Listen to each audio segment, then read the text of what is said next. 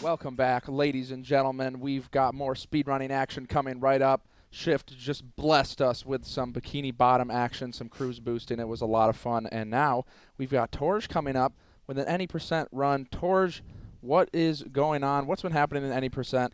How you feeling? I'm feeling pretty good. About to do an 80% run. The 80% route for OT right now is probably the best it's ever been, and it's really really consistent. And I don't know, I just really love the route right now, and I'm excited to show it off. Cool. ZFG, what are your thoughts on any percent? You kind of have you kind of strayed away. You know, you're more of a 100% kind of guy. What's your thoughts? It's a category. Okay. It is. Well it is said. indeed a category. It's all right.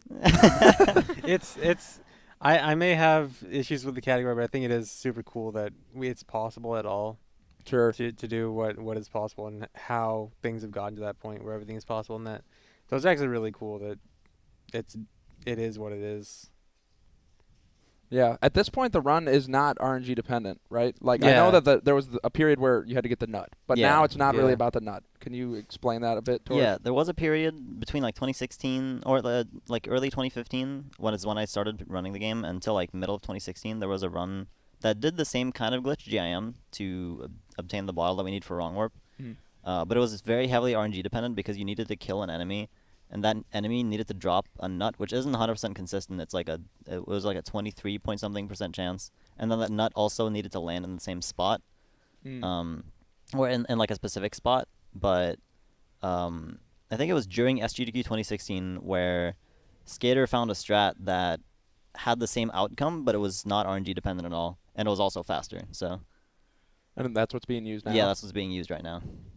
So has Skater been... I know Skater's like discovered a lot of stuff. Is he like a big part of why any percent is where it is today, or he's kind of built it up?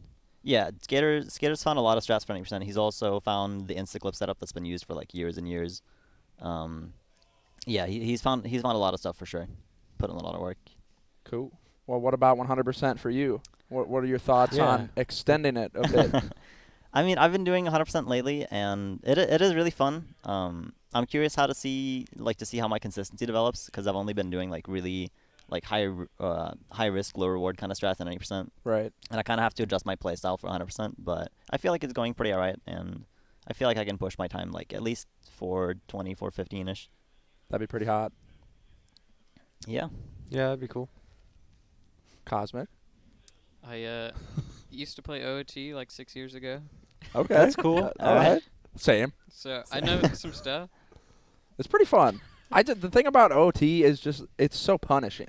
That's what hurts the most. Yeah, Because like Mario really 64, you can drop a wall kick, and you lose like 10 seconds, but that's one A press, right? Yeah.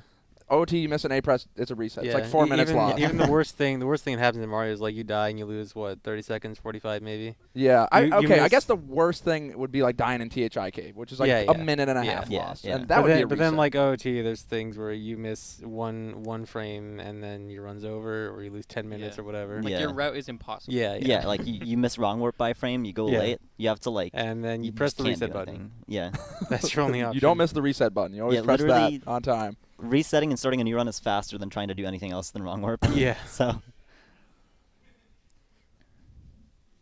Cool. All right. I'm going to go get ready for my run. Good luck. Let's go. Good luck, Torje. All right.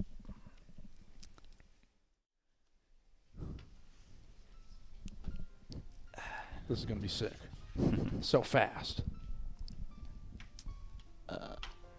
Shoutouts to ZSR. There. Shoutouts to ZSR. Shoutouts to ZSR. All right. All right. So 3, 2, 1, go. All right. So the whole any percent route revolves around a glitch called Wrong Warp. Now the Wrong Warp, what it does is it takes you from the very first dungeon to the sequence right after you kill Ganondorf in Ganon's castle. Which is like part of the only reason why you can complete the game as child entirely. Now, to do Wrong Warp, there's like a checklist that you need to check, right? And you need to, first of all, you need to kill Goma to have access to the blue warp, because that's what you use to Wrong Warp with. And you also need to reload Goma's room somehow, either by like leaving the room or dying or like save warping out of there. Somehow you need to exit Goma's room and reload it after killing her. And you also need a bottle that is filled with something that you can drop and pick back up. That lets you do Ocarina items, which is a glitch that you backflip and do Ocarina items at the edge of the blue orb, which lets you gain control of Link while the blue orb is trying to like warp Link away into the Kokiri Emerald collection. So the whole route is revolved around that checklist, and the trick I talked about earlier, GIM, the trick that was RNG dependent, is the trick that's used to obtain the bottle. You don't actually get something that you can drop and pick back up, so we have to do a little detour after doing that trick to fill it with bugs. But that's pretty much what the route depends on.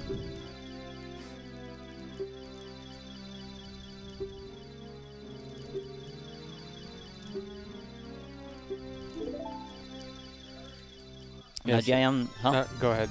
Yeah, GIM is definitely by far the hardest trick in the run. It used to be really simple when it was RNG dependent. Now it's consistent, but it's really, really hard. There is safety stuff I can do, like I can pause buffer it, but when I do normal attempts at home, I obviously do everything unbuffered. Because each pause is like 2 seconds, and I can't have that. So Yeah, 80% is because it's so short. It's so optimized that like every tiny little thing is really important. Especially like a pause, 2 seconds for a pause. That's huge. yeah, that's now. huge. Can't have that. Yeah, if you're used to watching 100%, or any category that just gets Sword and Shield initially, such as 100%, you're probably used to seeing this movement in Kokiri Forest. I'm going to do it a little bit different. I have some strats that are riskier, but save a small amount of time.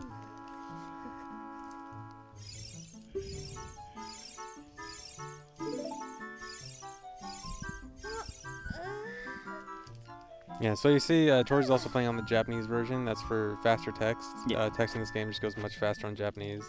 And this is also on the Wii Virtual Console version, which has some benefits over the N64 version in allowing GIM to work. It's sort of a glitch that would crash on N64, but is fine on VC. Yeah. And also has like less lag, faster loading. And the 80% route has changed like so much over the years. This game has a ton of different glitches you can utilize, and it's kind of like ZFG said earlier. It's really cool that this route even just works. Like, Yeah. a lot of the beginning's gonna look similar to other runs, and he gets to go somewhere really close to the beginning to do a huge glitch to beat the game really fast.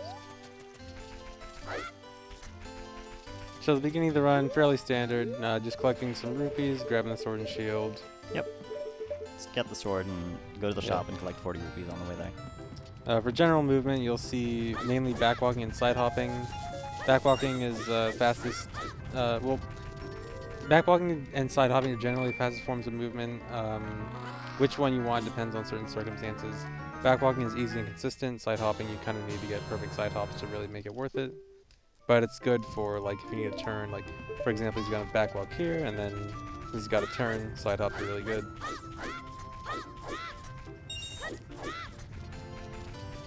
So you'll be seeing plenty of that. And then also just standard forward rolling for shorter distances. Yeah. Like if you want to like curve around corners and stuff, Yeah, backwalking exactly. is going to be viable because turning around takes a little bit.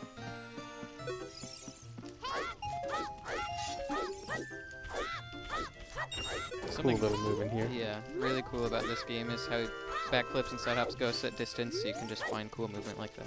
Yeah, like Ocarina of Time. So we mentioned earlier, like in the pregame, how OT has like all these precise tricks, and in a lot of other games, like all these precise tricks in OT would probably make it like way too hard to run. And like OT, when we talk about how precise OT tricks are, we're not exaggerating. Like a lot of these tricks are like incredibly precise. They're frame perfect. They have, you know, these pixel perfect precision, whatever. But the reason they're like viable and not really even that hard overall is because OT has like incredible potential for setups where we can do like backflips and side hops and side rolls, and we can do all these different little movements that can change your position or angle by this exact amount. And we can use just like combinations of these small movements to get in exact perfect positions to make like super precise things fairly trivial. Yeah. There's also like all the different sword slash and stuff you can do. They all like change your movement and like slightly, or like change your position slight amounts, like all different types of slash and stuff. And yeah, that's how we can just get these incredibly precise tricks to be just fairly easy and standard.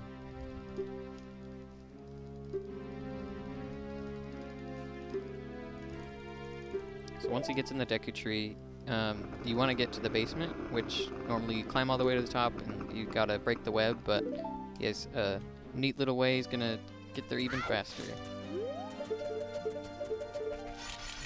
Yeah, the run's been pretty standard so far. I'm just getting to Deku Tree with like fancy movement, but this is when the run, if you don't have an explanation, this is when it gets really hard to follow. So hopefully I can explain stuff properly, so it's possible to like keep track. I missed kind of my rolls there while I was talking. Yeah, That's fine, though. if you pull your sword out right before the vines, you don't talk to Navi, but Yeah. that's okay.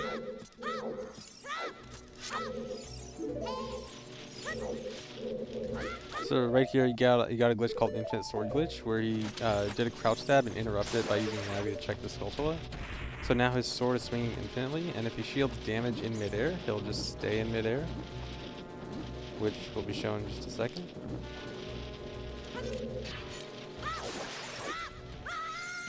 Then you can side hop down here and break the web. Now he's trying to side hop off it frame perfectly.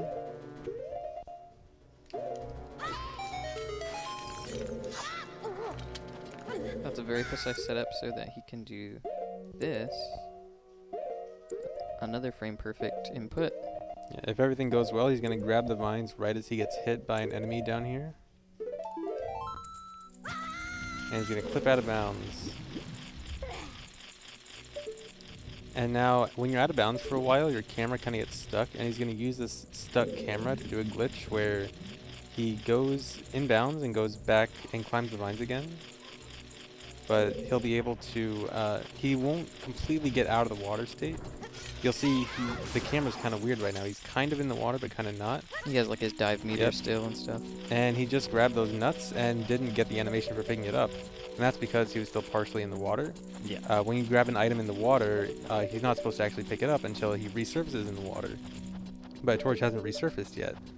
And but what he can do in this state now is by going in front of a chest, it changes the item that Link is supposed to pick up when he goes in the water.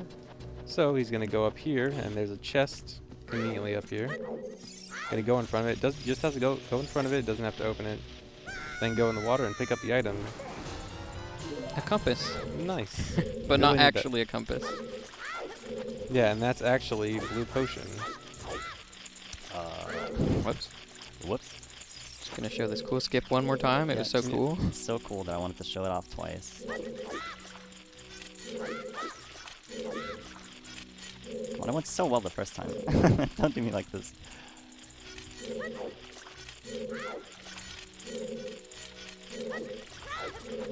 There we go. Nice.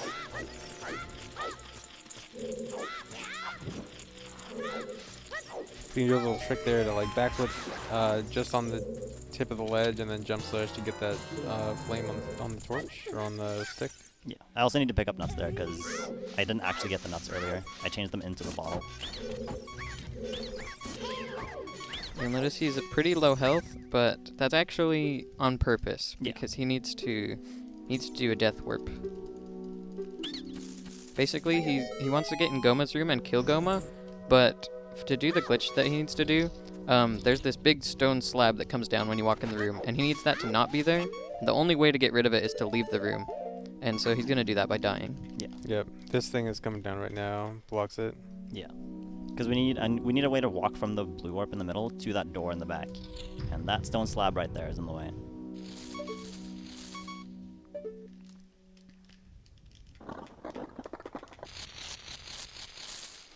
Now, if you remember the checklist I mentioned earlier, killing Goma was one, reloading the room after killing Goma was one, and a bottle was something you can drop and pick back up as one. Blue potion you can't drop and pick back up, so we need to do a little detour to Lost Woods to fill it with something that we can drop and pick back up. In this case, we're going to use bugs.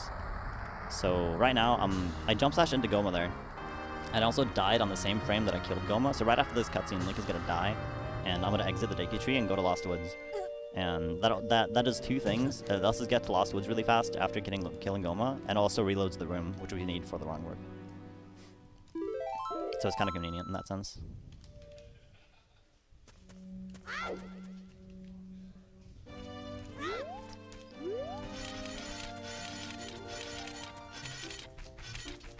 And backwalking is, like Xavier said, normally the fastest form of movement, but hopefully up here we see some other things that you can do to move faster. Yeah, here's a Wes. So if you hold slightly outside the dead zone with the control stick, you can preserve your speed, especially when coming out of water. So he does a jump slash recoil into the water. The water preserves his speed, and jump slash recoil is fairly fast, a bit faster than backwalking. Then by holding ESS position slightly outside the dead zone, when coming out of the water, that'll further preserve his speed while on the ground, and that allows him to do that fast slide to Lost Woods. These are the closest bugs to the Deku Tree that we can grab. 'Cause Yep. we need to drop them and pick them back up at some point.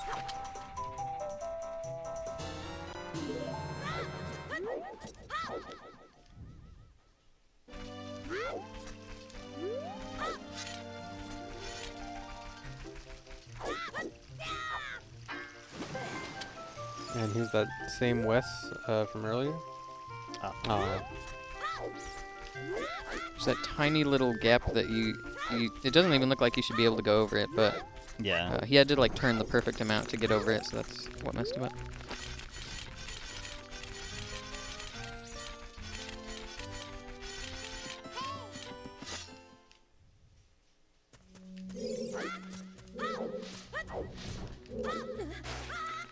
So now it's just straight back to Goma's room with the bottle.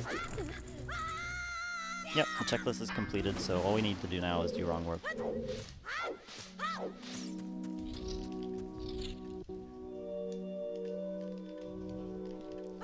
So this is another, like, there's already been so many precise things. Like, some of them we haven't even pointed out, like the jump slash he did to get up here, and there's just so many things, but here he's going to do a setup to get in the precise position on the edge of the blue warp.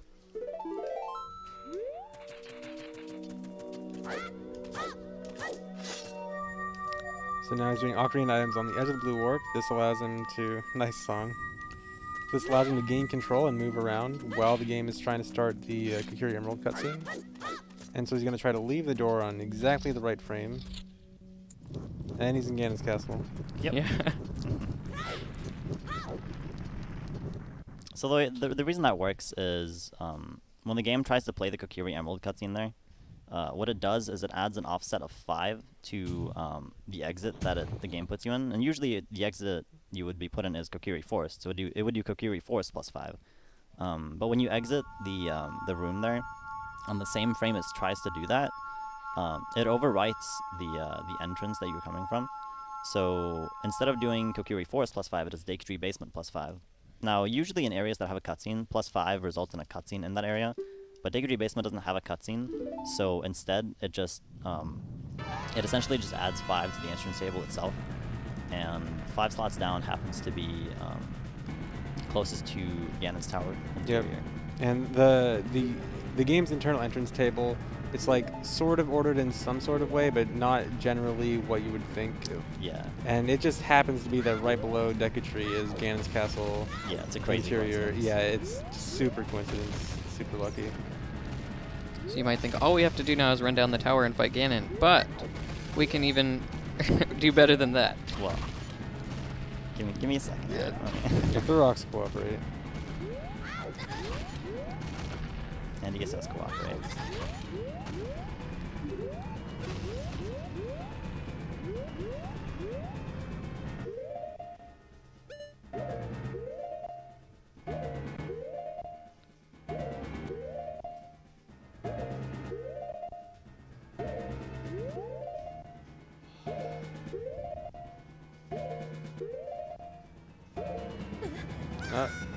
And there it is. Nice. I had a bad angle there, but I did a backup strat called upclip. Yeah, so what that was, he can do a Hess, which is faster than the Wes he did earlier with the water. It's just from damage, and that gives him enough speed to clip through the wall. And then after clipping through the wall, he fell and entered the entrance from below. But he also did it at the same time he would have voided out from falling. After you fall a certain distance in that area, it voids you out and resets you at wherever you started. But that happened at the same time that he hit the loading zone for the entrance below. And so that loads the room, but with the coordinates of the top of the tower. And so he essentially started from the top of the tower, but with the inside of the tower loaded. Yeah. And was able to jump slash all the way down to the bottom. skipping the entire collapse. Yeah, so usually if you try to like fall down the outside of the tower, there's just a timer on like how far Link has fallen, which is when he voids. But when the inside is loaded, that timer doesn't exist, so you can just jump slash all the way down to the very bottom.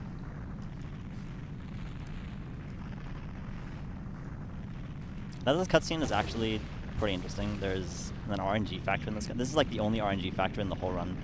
It kind of sucks that it's at the end like here, but the particles that move around in this cutscene, like the rocks and stuff that you see flying around, the position of them and like how they move is RNG based. And based on how they move, the game can lag more or less, which can like slow down your game for up to like 3 seconds if like you have extremely bad RNG.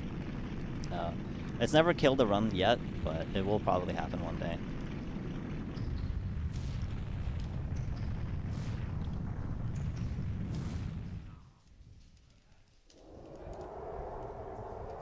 Now, one of the crazy coincidences that lets this run be possible as child is the fact that the wrong warp takes you to right after the point that you need light arrows, and you can't use light arrows as child. And you can't to use light arrows, you have to get magic, and you have to get a quiver and a bunch of stuff. And warping right past that fight with Ganondorf skips that whole part. But there's also another limiting factor, or it would be a limiting factor if another crazy coincidence didn't happen. So in this fight, the very last slash that you do on Ganon can only be done with the Master Sword on B, or with the Master Sword equipped. And obviously I don't have the Master Sword, but in the first phase, the Ganon knocks the Master Sword out of your hand regardless and places it by Zelda. And when you go pick it back up from Zelda, the game automatically equips it to your B button regardless of like what age you are. Because obviously they have no reason to program it to check for what age you are here. Because obviously you're going to be adult, right? So it equips the Master Sword on your B button as child, and that's the second like huge coincidence that lets the game be completed as child.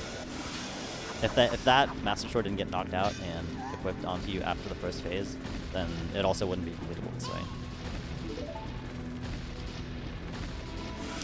And the way he's going to take out Ganon as fast as possible is doing that infinite sword glitch that he did earlier in the Deku Tree.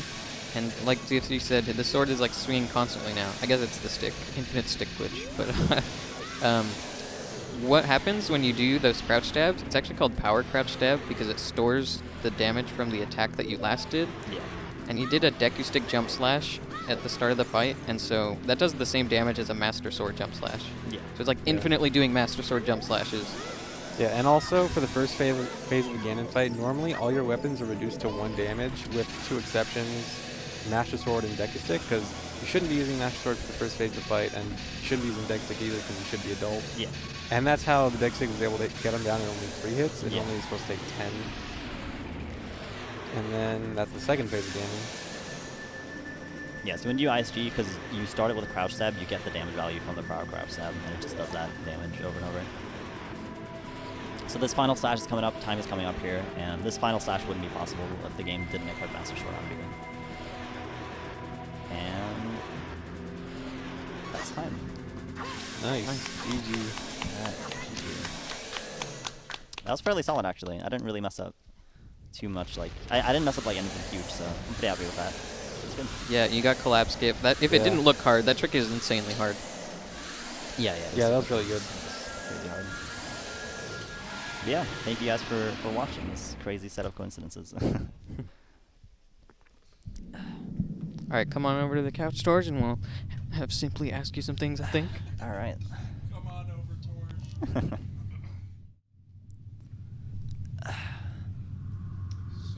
There we go. You just busted it out. It was amazing. Everyone Thank was you. in awe. So, what's your plans moving forward? Like right now, you said you're doing a little bit of 100%. Are you still Yeah. trying to get any percent lower? I still do want to push any percent lower. Right now, the record, I just got, earlier this year, I got sub 17, which was like a huge, crazy milestone. But I still feel like I can push it like 3 or 4 more seconds if I really get a good run. Right now, I'm kind of just relaxing with 100%, but I do want to come back and do any percent eventually. I feel like once I get more comfortable with 100%, because right now I'm still like getting into the route and like getting into 100% properly. But once I'm like fairly decent at 100%, I feel like I should be able to juggle the categories. Like Sure. if I have because 100% you have to dedicate like at least like 4.5 hours to one attempt, And if I only have 3 hours left to stream, obviously the play would be to do any percent instead. So I probably will do something like that where I do any percent at the end of my streams and hopefully grind towards like a 16:55 or 54. That'd be pretty hype. One thing I always wanted to know with the 100% runs, because it's like 4 hours, do you guys just like plan your bathroom break? Like you just get it out right at the beginning, or do you have time during Yeah. the run? Like what's the move? Yeah, only just bathroom get it break- away, get it out of the way first. Yeah.